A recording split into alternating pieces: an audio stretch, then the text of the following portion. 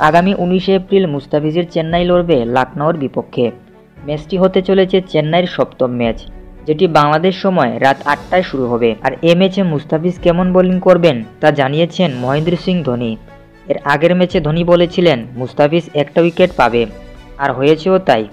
এবার ধোনি বলেছেন মুস্তাফিজ আগের ম্যাচে অনেক রান দিয়ে মাত্র একটা উইকেট পেয়েছে, তবে আমি আশা করি লখনউর বিপক্ষে সে কামব্যাক করবে।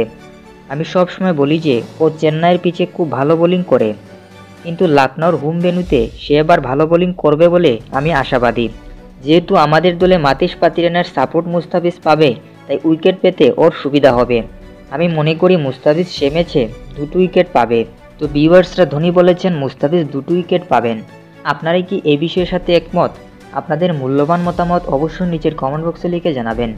চ্যানেলে নতুন এসে থাকলে খেলাধুলার সব খবরাখবর পেতে অবশ্যই চ্যানেলটিকে সাবস্ক্রাইব করে রাখবেন। ধন্যবাদ সবাইকে।